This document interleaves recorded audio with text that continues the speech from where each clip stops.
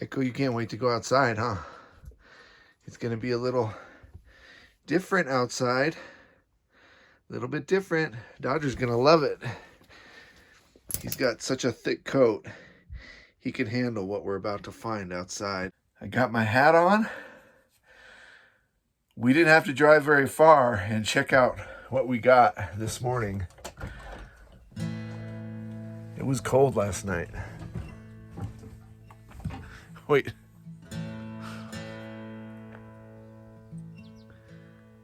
It's frosty on the ground.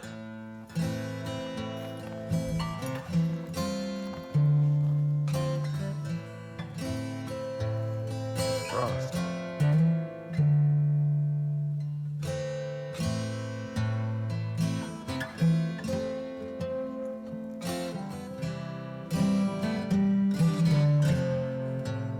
Because it wasn't that long ago and we were just trying to escape the heat. We were running the air conditioner all day.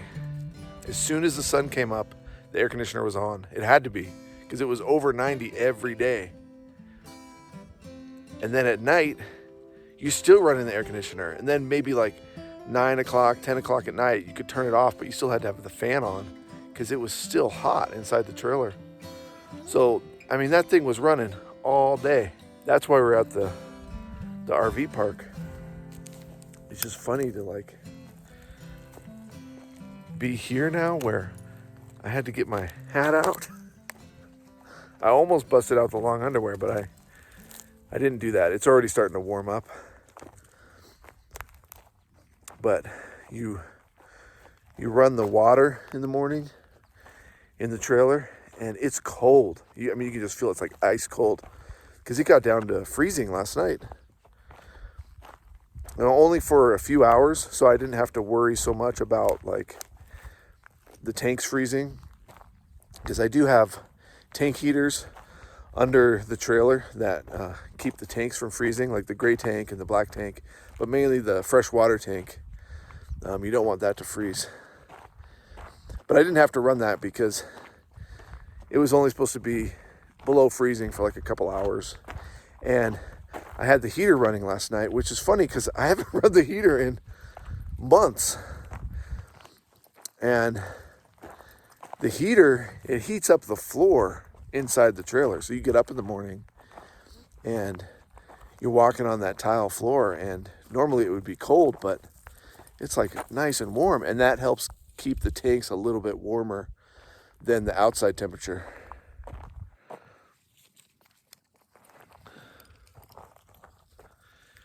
And the heater in the trailer, I mean, it works so good. I'm so grateful for that heater. Oh, my hands are like frozen right now.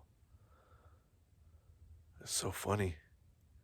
Now we're camped out here, and there's only one other person camped out here right now. We got here a few days ago, and there were quite a few other people camped in the spot, but they're really just here for the weekend. And now everybody's gone except for there's one Airstream trailer left. I see Echo knows to go under the fence here. But you do have to keep an eye on Dodger because he likes to think he can cross these. And now with his hurt leg, like, it would be such a bad thing if he did. I actually caught him. He took one step onto this grate here. His paws were right here. And I was like, oh crap, like if he tries to cross it, he's gonna fall. I've seen him fall in here before, and he'll like twist his leg and he'll be limping for like 10 minutes. So now that he's got his busted hind leg, I mean, anything like this, if he twisted anything in here, I mean, it's gonna cause serious damage. And I guess he just forgot that, or I don't know why, but he's just stubborn. Like he's like, oh, I'm just gonna walk where you walk. But he knows he's not supposed to cross these things. So he had his front paws right here. And all I could do was, because I was a little distance away from him, was tell him stop with my hand signal. And then, with my voice too. But he doesn't have that great of hearing. And he did. He just froze right there. Which is, I mean, that's exactly the reaction I want from my dogs. When I hold my hand up like that and I tell them to stop, I want them to just freeze. That's what that means. It's just you freeze right where you are. And he did. He kept his front paws right here. And so I approach really slowly with my hand like this so he doesn't move, because I don't want him to back up either, because he could trip. And then he'll twist his ankle. So he just froze. And then I'm like, I got right next to him, and that's when he wants to move, when I'm right next to him. So I had to kind of grab him and just pull his paws back off of here and then point him around. See, he knows now. He's going around. Come on, Dodge. This barbed wire, let's see if Dodger will show you how he does it. Come on, Dodge. Come on, over here. Where it's lower. See, the lower strand doesn't have barbs on it, but all these other strands obviously have barbed wire. So the low one, and you'll find that a lot on in forest land and BLM land. This is national forest land. We're in the Coconino National Forest right now. And so they do use this area for cattle. There's some ponds where the cows can drink. And I do see cattle here from time to time. But the big thing is, and that's why I have Echo on his leash. Echo, hold up. Even though I'm just kind of letting him run around. The big thing is the elk and the deer, because I see a lot of those around here. And I'm not gonna lie, like Echo's chased him before. And he's not gonna hurt him. I mean, at first, the first time he did that, I thought, was he gonna try to kill one or like find a baby and kill it? He's not like that. He just wants to chase. He's just like basically trying to play. But that's not a good habit, I don't want him to harass the wildlife. And Dodger's been doing pretty good with his brace. You can see this ground here is fairly rocky, but it's also better than where we were out in Quartzsite. And he likes it. He likes it out here.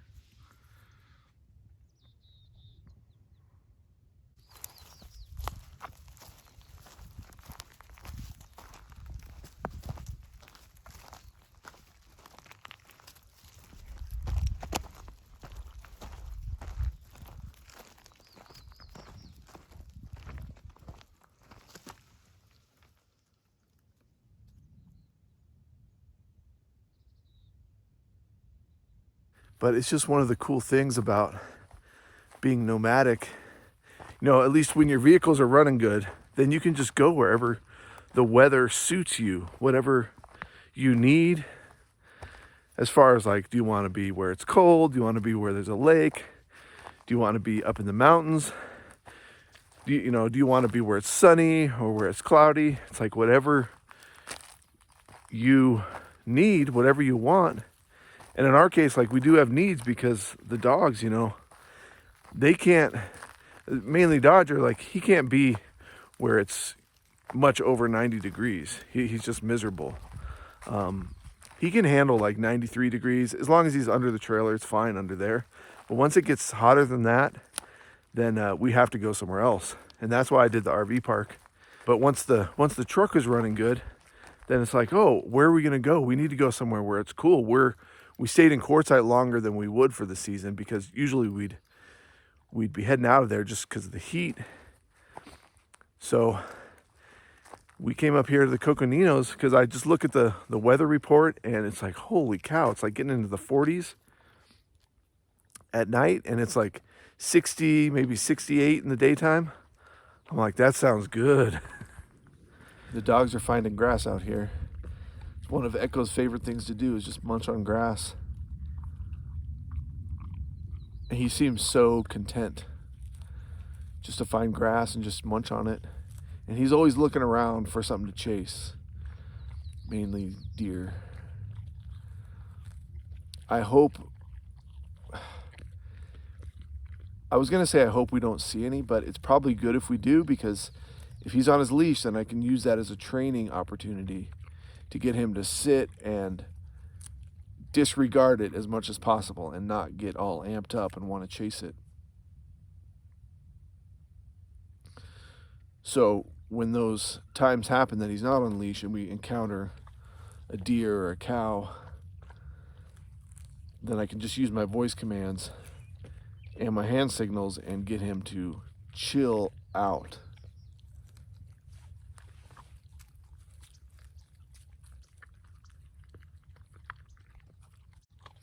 And Dodger's got grass on his lip. Dodger, show me your grassy lip.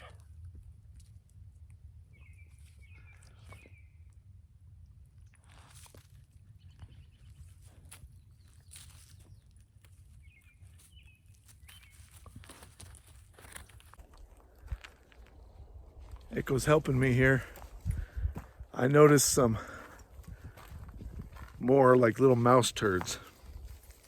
This time they were on the front bumper. That was yesterday morning. And they look like the exact same kind of turds that I saw up here. That was at the last campsite though. So I feel like I picked up something from the last campsite and drove all the way up here with it. Just because it's the same kind of looking little turds. And I've been opening the hood to check, and I just did it this morning, and I didn't see anything out of the ordinary. But then if I shake the truck, I can hear something shuffling around in here, and it sounds bigger than a mouse, like pack rat size maybe. So I don't know what I'm gonna do now. I guess maybe I see a lot of people leaving their hoods open, and this light will turn off automatically, so I can leave this open. It's probably what I'm gonna do, because I don't have any traps with me.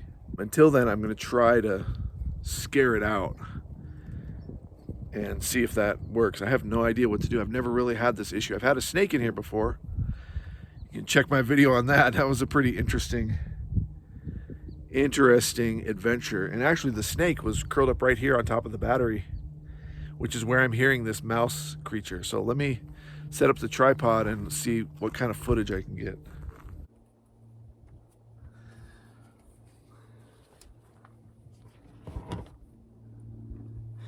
And I guess if I can get it to run out on the ground, I guess maybe Echo will catch it or something. I really don't know what to do. I guess the other option is to go into town, which isn't too far from here, and I can pick up some sort of trap at Walmart.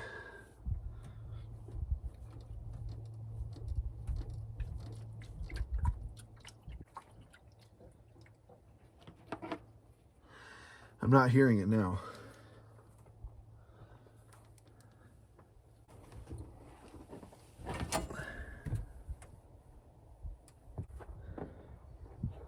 I mean, there's really nothing I can do except get a trap. Echo, get it. Get it, yes. Echo, it's under here. Get it, you get it, yes, yes. He's not smelling it. Now I'm hearing it from over on this side. Oh, this is gonna freak me out. Now I do see some mouse droppings. You see right there? There's like 3 of them right there. And then what is this? This long thing right here, long turd. That makes me think of a snake. Oh, what the crap. See that thing? I'm also noticing some like wet little spots here. There's that, which looks green, but it can't be antifreeze.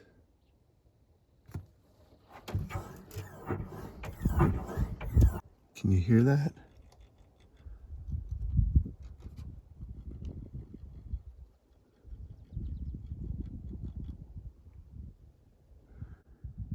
It's weird because it sounds like a vibrating. And I can definitely hear something scurrying. That sounds like a mouse, but now I'm hearing this like bzzz. It makes me think of like a rattlesnake tail or a snake's tail like vibrating, which I guess could be a lizard, maybe something.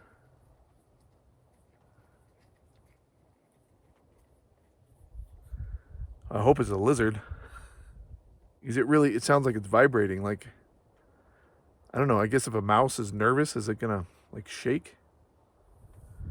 Like kind of almost sounds like there's like a wasp, like fluttering, trapped inside the truck. So it's right here is where I'm hearing it right now.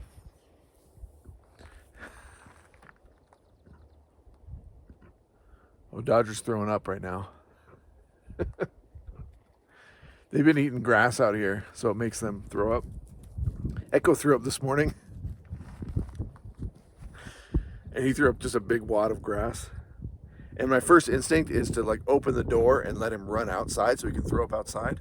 But here there's deer, especially in the morning. I haven't seen any yet, but I know they're out here. And they'll be out in the morning is most likely when you'll see them. So I decided not to open the door and let him out, because if he saw some deer, I don't know, he'd probably throw up and then chase them. But he did it just on the linoleum floor in the trailer, so it's totally fine. Like, it's easy to clean up. It's nasty, you know. You have to get up out of bed and get a bunch of paper towels and then clean it up. It's pretty nasty. But if it's on the linoleum, it doesn't hurt anything. Do you hear that? You know, we haven't had any rain for a couple days, so it shouldn't be wet there. It's kind of that same kind of greenish yellow. I mean, a trap is really going to be my only solution here. You guys want water?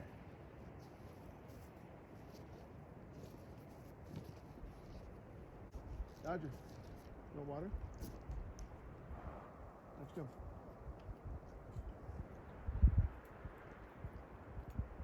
Yes.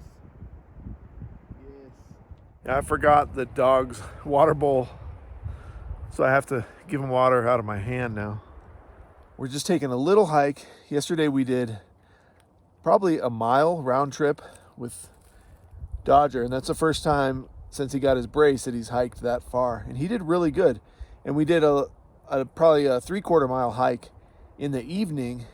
The temperature's been really awesome here, so it hasn't been hot for him, but he was getting a little bit tired. He slept really hard, let's put it that way. So today we're gonna hike about a mile round trip again, and we're going to this spot that I know where it's the biggest tree, the biggest pine tree that I've found out here yet. And it's just a spot I like to go just because I feel like I found something unique out here that maybe nobody else has seen. I mean, I've seen way bigger pine trees than this one, but in this area, that's the biggest one I've ever seen. Okay, let's hike. Let's hike.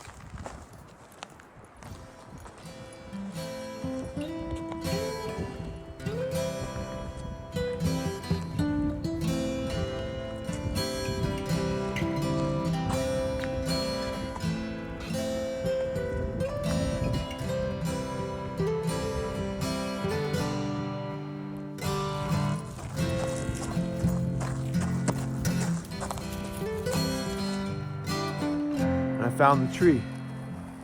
So you can see all these trees here. These are ponderosa pine. And it's so awesome to be in the mountains now. We're up at like 7,000 feet. And to see pine trees rather than just flat desert is just such an awesome change. So now you're gonna wanna see this tree here. I'll show you how big it is from the base of it. You know, and like I said, like I've definitely seen way bigger trees than this. I mean, in the Northwest, I mean, there's trees that are like 10 feet wide at the base, but this is the biggest one. So you can't even see the whole trunk yet.